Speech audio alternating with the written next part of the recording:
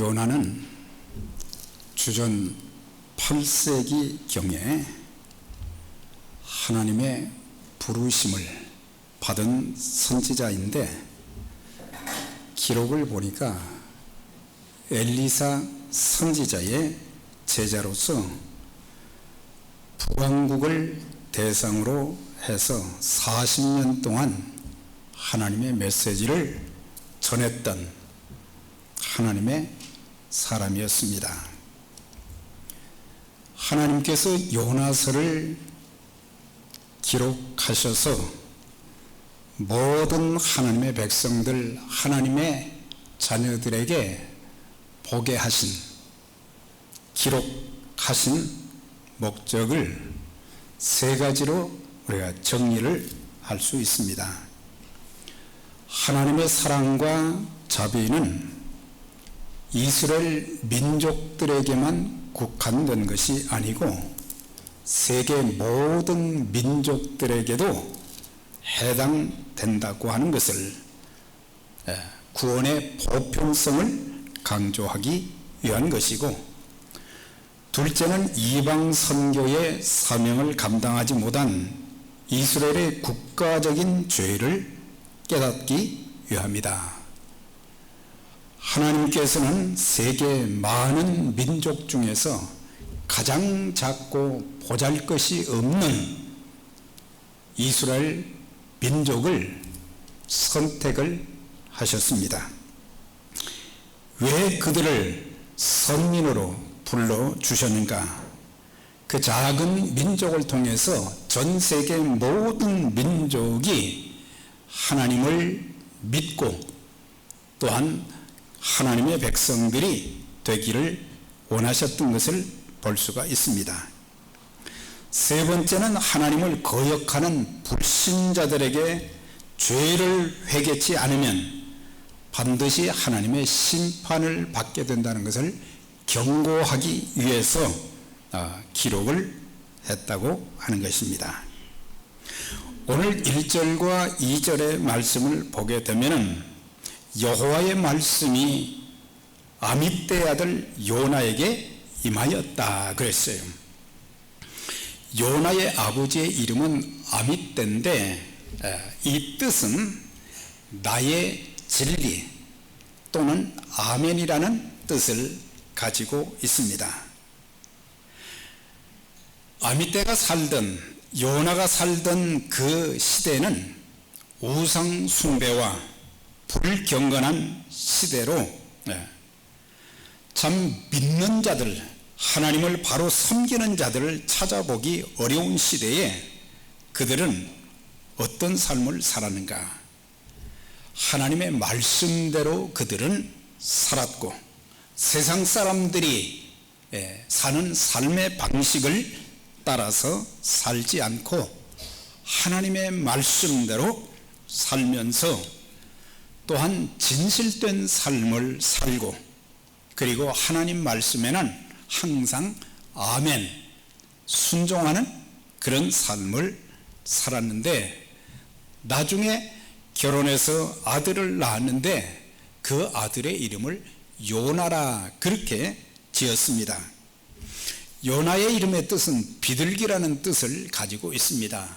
순결하다는 의미도 있고 또 평화라는 그런 의미도 있습니다. 자기의 아들이 이 땅에 살면서 하나님을 믿는 자로 순결한 삶을 살면서, 그리고 평화의 메시지를 전하는 그런 아들이 되었으면 좋겠다고 했는데, 하나님께서 그를 불러서 하나님의 메시지를 전하는 선지자가 되게 해 주셨습니다. 자, 그런데 하나님의 말씀이 요나에게 임하였다 그렇게 말씀해 주었어요. 그러니까 하나님의 말씀이 많은 사람들에게 전해진 것이 아니고 요나 개인 한 사람에게 전해졌다라고 하는 것입니다. 하나님은 말씀하시는 하나님이십니다. 물론 구약 성경에는 꿈을 통해서도 또 환상을 통해서도 여러 가지로 하나님을 나타내 주시기도 했지만은 대부분의 경우는 하나님이 말씀을 통해서 그 시대를 살던 사람들에게 말씀해 주시고, 또 제사장들이나 선지자들이나 하나님의 사람들에게 늘 말씀을 통해서 그들에게 하나님께서 전하시기를 원하시는 그런 내용을 전한 것을 볼 수 있습니다. 하나님은 오늘날에도 불신 세상을 향해서 말씀하고 있습니다. 불신 세상, 결국에 죄로 인해서 하나님의 진노와 심판을 받게 되어지고 영원한 지옥불에 던져진다는 심판의 메시지를 오늘도 세상 모든 사람들이 듣고 회개하고 하나님께 돌아오기를 원하고 계신 것입니다. 또한 하나님의 말씀은 그리스도의 몸된 공동체인 저와 여러분, 우리 교회에도 끊임없이 말씀해 주시는 것입니다. 끊임없이 말씀해 주시는데 어떤 사람들만 듣느냐? 들을 귀가 있는 사람들만 듣는다 이 말이에요. 귀가 열려지지 않은 사람들, 영적인 귀가 열려지지 않은 사람들에게는 하나님이 아무리 말씀을 하셔도 안 들린다고 하는 거예요. 계시록에도 7교회에 보내시는 그 말씀에 보면 성령이 교회들에게 하시는 말씀을 들을지라 그랬어요. 성령께서 교회들에게, 교회는 건물을 말하는 것이 아니라 믿는 사람 모두 한 사람 한 사람 또 공동체에게 끊임없이 하나님이 필요하신 대로 그 교회의 사명을 위해서, 그 교회가 하나님 뜻대로 쓰임받기 위해서, 그 교회가 진리의 공동체로, 화목의 공동체로 아름답게 세워지면서 세상에서 빛과 소금의 역할을 감당하는 그런 개인과 공동체, 믿는 자들이 되기를 원하셔서 그들에게 또 말씀을 해주고 계신 것입니다.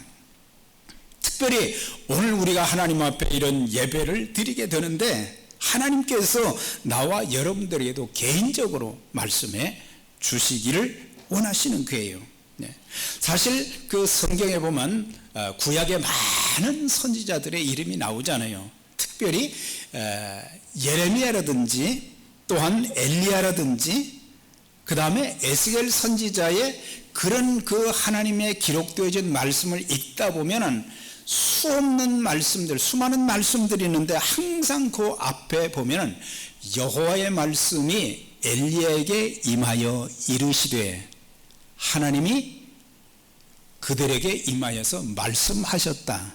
예레미야에게도 말씀하셨고 에스겔에게도 말씀하시고 그래서 하나님의 선지자는 하나님께 받은 그 말씀을 또 다른 사람들에게, 그 말씀을 듣지 못한 사람들에게 그들에게 전해서 그들이 하나님의 말씀, 하나님의 음성을 듣고 그들의 신앙관, 그들의 삶의 인생관, 그리고 무엇을 위해서 사는지 그런 것들을 계속해서 또 해야 될 일이 무엇인지 그런 것들을 전했던 것을 볼 수가 있어요.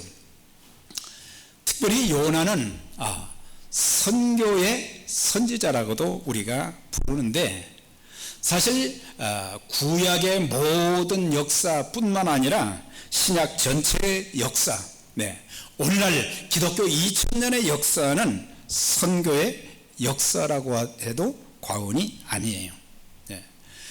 중국 땅에, 그 어마어마한 거대한 땅에 살고 있는 그 사람들, 그 영혼들이 구원받기를 소원해서 하나님께서는 허드슨 테일러 개인을 부르셔서 그에게 말씀을 하신 거예요. 아프리카엔 리빙스톤을, 한국에는 언더우드 아펜셀러 편의익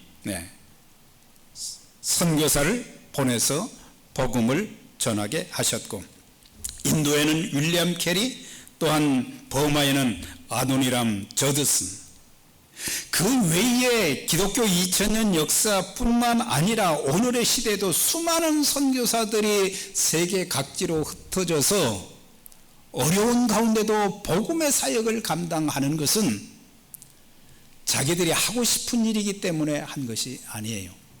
하나님께서 그들을 삶의 현장에서 예배를 통해서 부르신 거예요.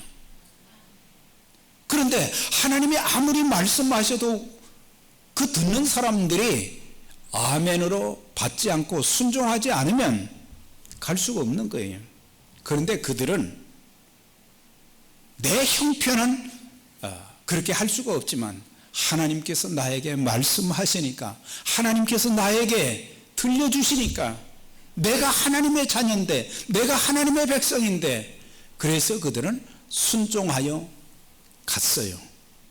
가서 어려운 환경 속에서도, 사역의 형편이 힘든 상황 속에서도 복음을 전하고, 그렇게 하다 보니까 죄인들이 회개하고 구름대처럼 주님께로 돌아오는 역사가 있게 되었고, 그래서 전 세계의 복음화가 점점 확장되어 가고 있는데, 그러면 그 사람들만 부른 게 아니라 하나님께서 오늘 저에게도 말씀을 하세요.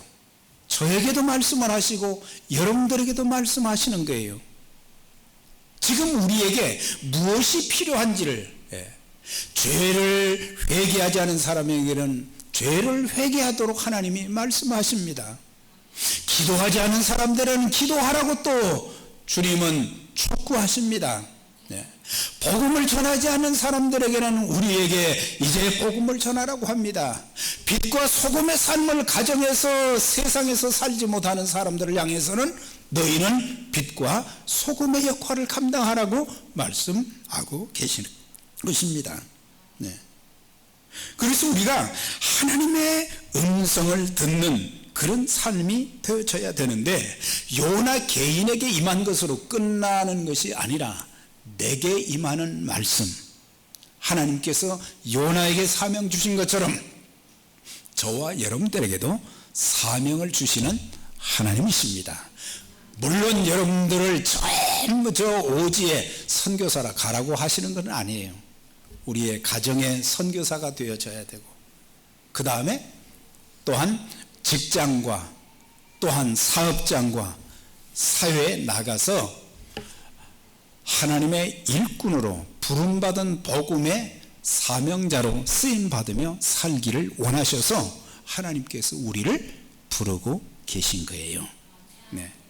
그러면서 너는 니느웨로 가서 회개 메시지를 전하라고 하는데, 여기에 세 가지 중요한 동사가 나옵니다. 첫 번째는 일어나라 그랬어요. 일어나라. 요나에게 앉아만 있지 말고 일어나라 그랬어요. 그러니까는 복음의 메시지를, 선교의 메시지를 전하기 위해서 너는 먼저 가기 전에 일어나라 그랬어요. 일어나라 그랬어요. 어디에서 일어나라고 하는 것입니까? 무관심의 자리에서, 나태의 자리에서 안일의 자리에 주저앉아 있기 때문에 이제는 그렇게 나태한 자리에, 안일한 자리에 오래 앉아있지 말아라.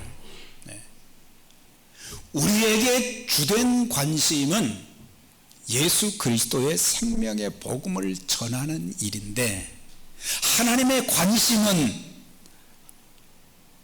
복음과 더불어 하나님의 사랑의 메시지를 전하기를 원하시는데, 하나님의 관심과는 상관없이 우리는 무관심하다고 하는 거예요. 무관심하다고 하는 거예요.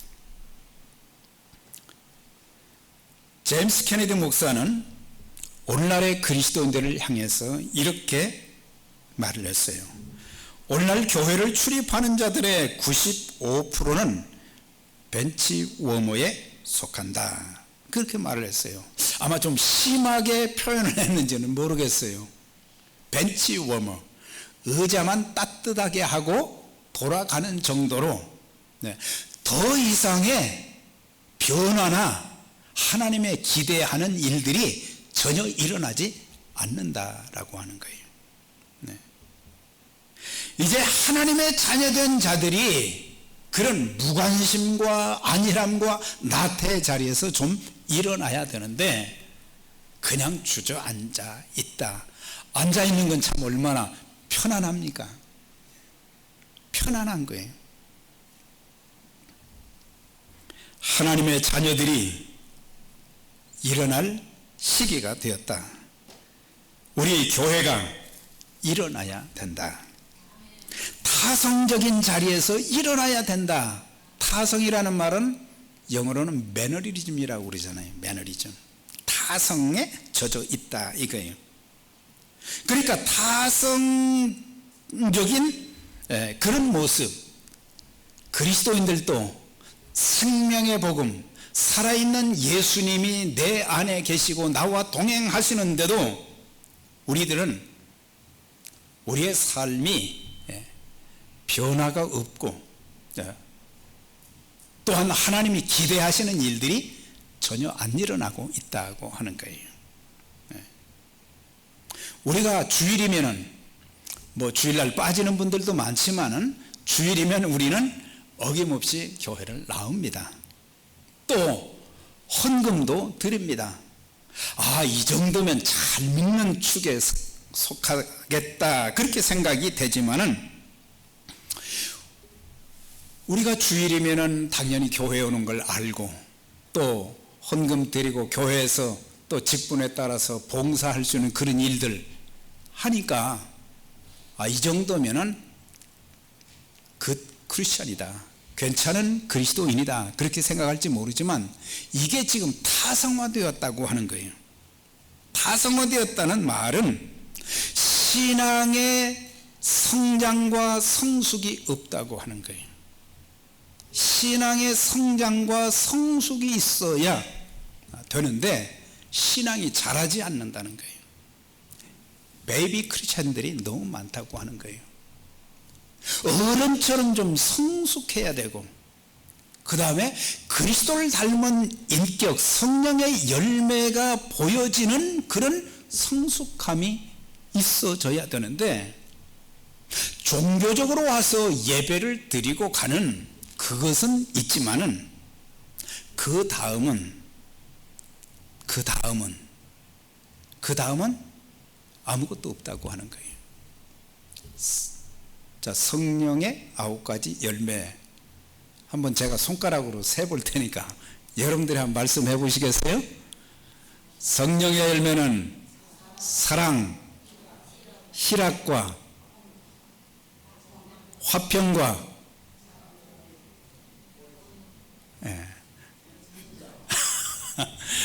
사랑과 희락과 화평과 오래 참음과 자비와 양성과 충성과 온유와 절제. 그렇죠? 이거 암송은 하지만 내 삶 속에 이런 사랑의 모습, 기쁨의 모습, 그 다음에 사람에 대해서도 환경에 대해서 좀 오래 참는 그런 모습이 좀 보여져야 되고, 절제도 좀 있어야 되고, 내가 하고 싶다고 다 하는 게 아니에요. 절제도 좀 있어야 되고, 온유함도 좀 보여야 되고, 자비도 있어야 되고, 좀 친절함도 보여줘야 되고, 그 다음에 충성도 있어야 되고, 좀 신실함이 있어져야 되고. 그런데 종교적으로 그냥 예배는 드리는 그런 정도지, 내 삶의 신앙적인 변화와 인격의 변화, 또한 삶의 모습, 가정에 가서 내가 어떻게 살고 있는지 하나님의 자녀다운 그런 모습이 나타나지고 있는가. 집에 가서는 안 믿는 사람들보다도 더 좋지 않은 모습으로 말하고 산다면,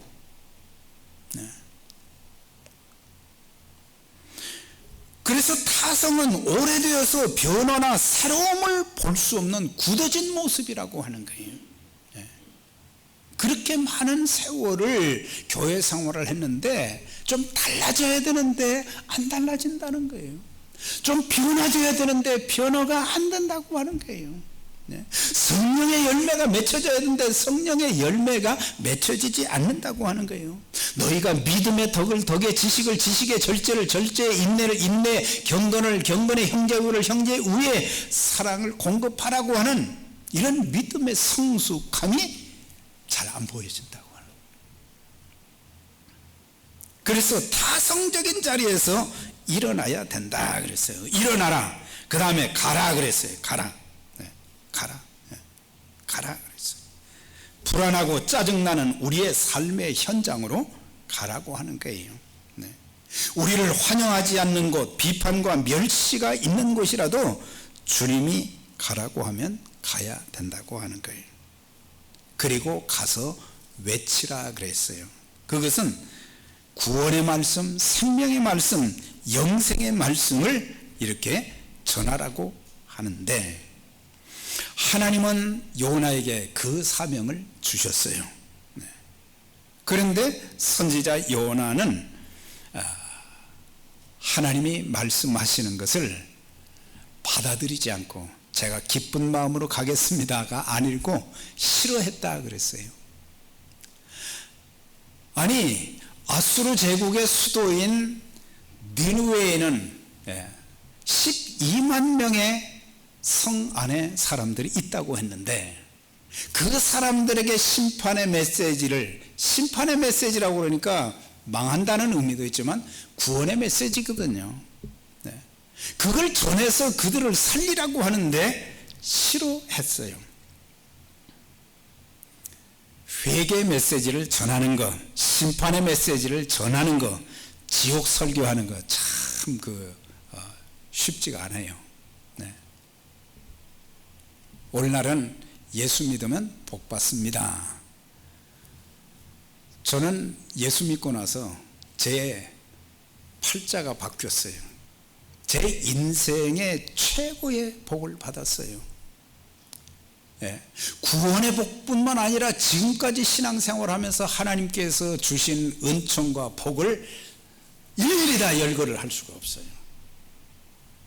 여러분들도 그렇죠? 여러분들도 그렇죠? 그 생각하면은 너무 감사해. 그럼 여기서 끝나면 안 된다는 거죠.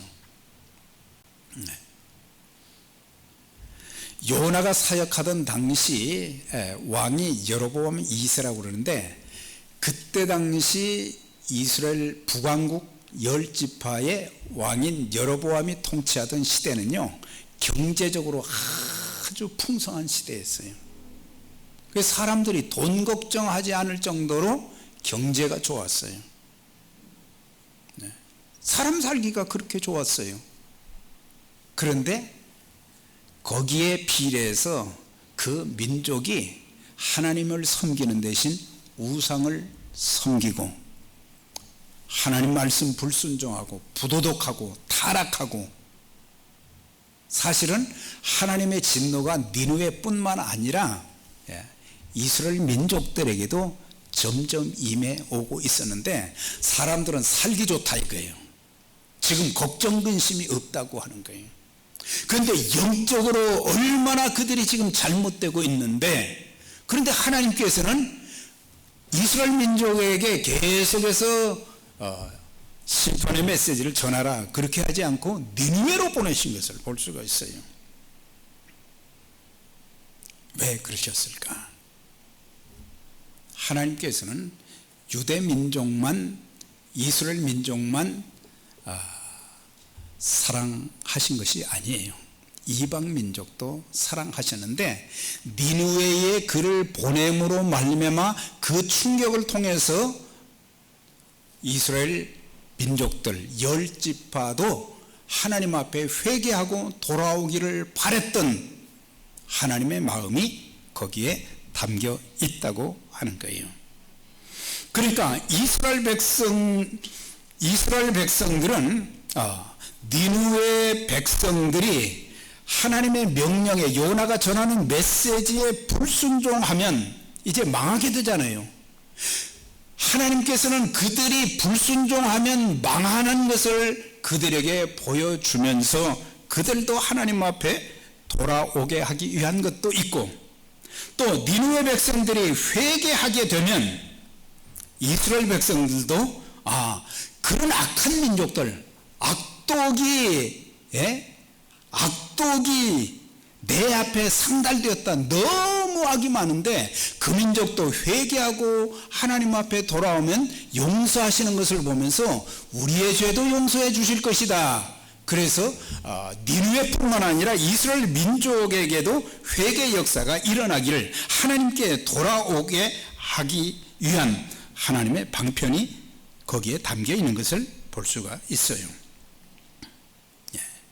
그래서 하나님은 이스라엘도 살리시고 니느웨도 살리시기를 원하신 거예요.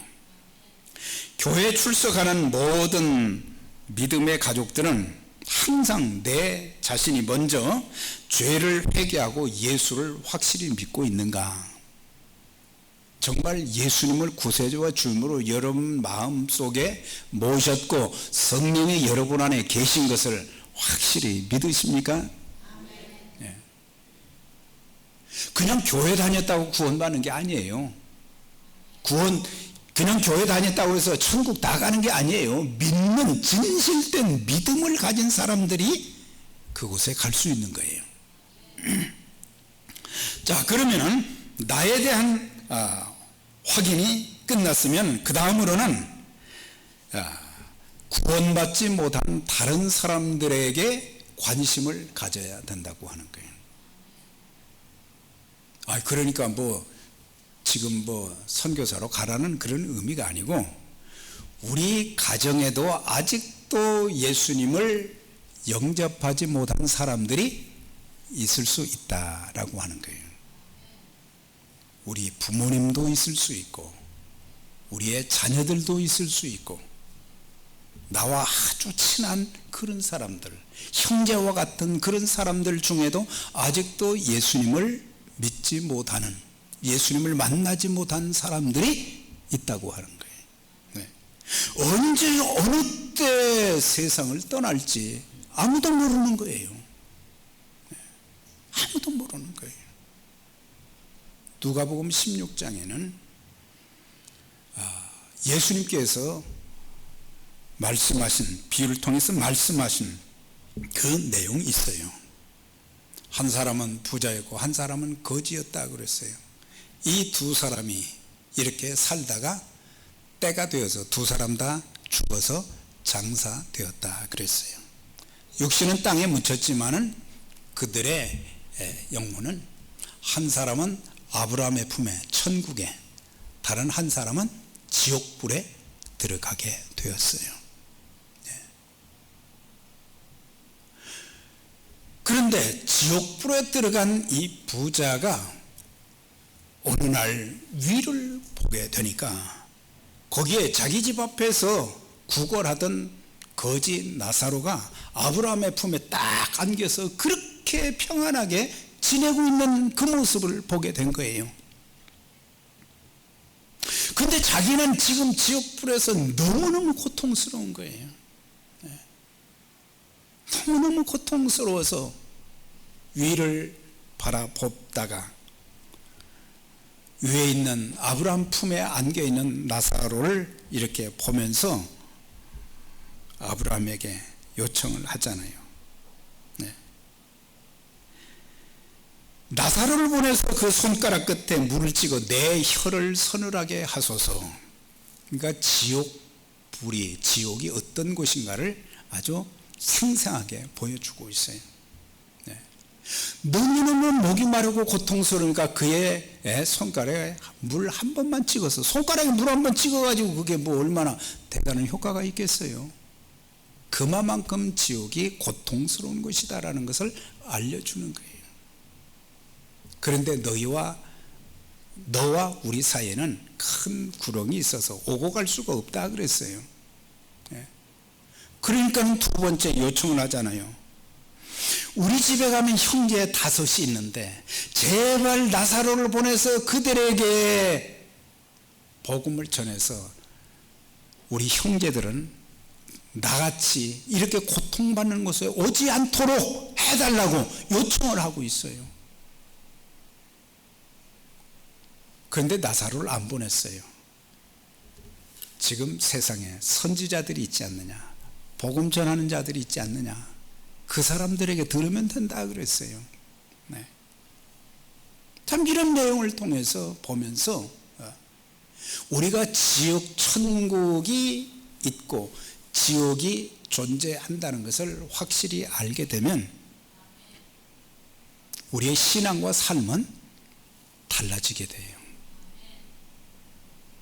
그런데 거기에 대해서 별로 관심도 없고 뭐 그냥 그렇게 전하는 말이지 아니에요. 실제로 존재하잖아요. 그래서 우리는 예수 믿는 것, 우리가 죄 가운데서 회개하고 구원받는 것이 얼마나 중요하다고 하는 거예요. 그것을 우리는 놓치는 거예요. 하나님은 모든 사람이 구원을 받으며 진리에 이르기를 원하신다 그랬어요.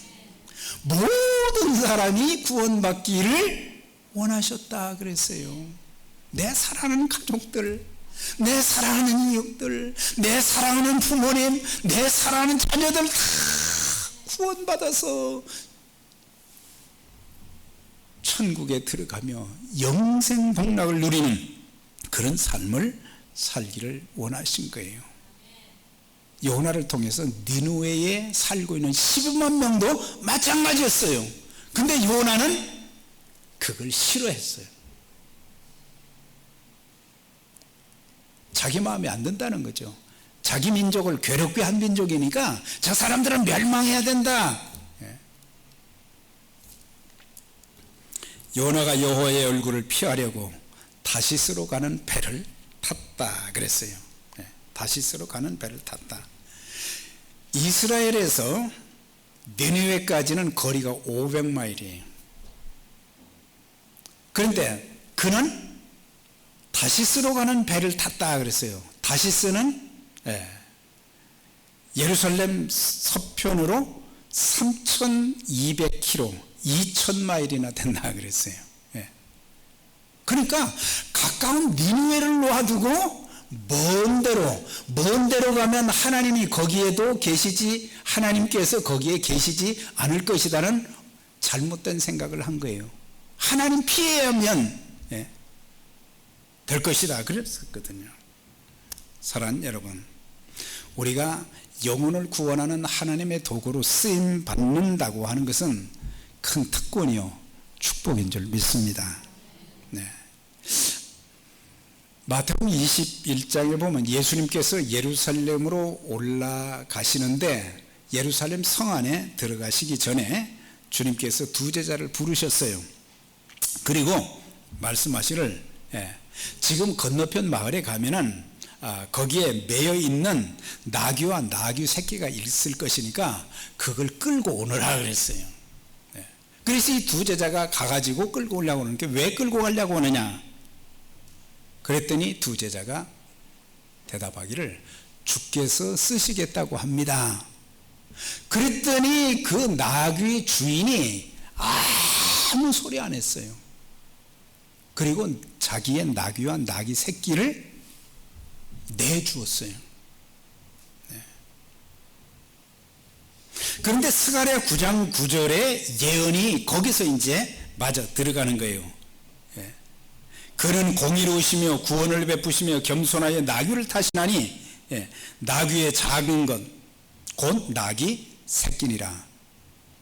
그러니까는 스가랴 선지자가 예수님께서 십자가에 달리시기 위해서 예루살렘에 올라가실 때 나귀 새끼를 타고 올라가신다고 하는 그 내용이 그대로 성취된 것을 보게 돼요. 주님의 사역에 귀하게 쓰임받은 나귀 새끼, 나귀 주인. 하물며 하나님께서 저와 여러분 우리 교회를 하나님이 쓰시기를 원하십니다. 하나님의 일에 우리를 쓰시기를 원하시는데 요나는 영혼의 소중함보다는 옹졸한 애국심만 가지고 있었던 것을 보게 돼요. 우리 민족. 그래서 그리스도인들은 우리의 마음을 넓히고 우리의 시야를 넓게 가져야 됩니다. 요나에게는 동족인 이스라엘밖에 없어요. 그런데 구약 성경을 찾아보니까요, 열방이라는 단어가 그렇게 많이 나와요. 열방.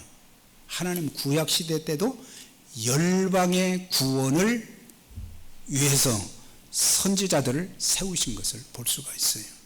열방, 온 세계. 신약에 와서는 뭐예요? 모든 족속, 모든 민족이라는 단어를 쓰셨어요. 인종과 피부색을 초월해서 모든 민족이 하나님의 사랑의 대상, 구원의 대상이기 때문에 열방의 복음이 전해져야 된다. 그걸 말씀하고 있어요.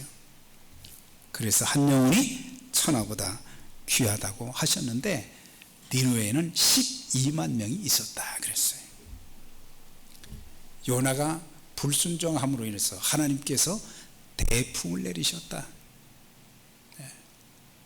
그 다음에 나중에 그가 물고기 뱃속에 들어가서 3일 3夜있다가 물고기를 명해서 그를 이제 밖으로 내보냈어요.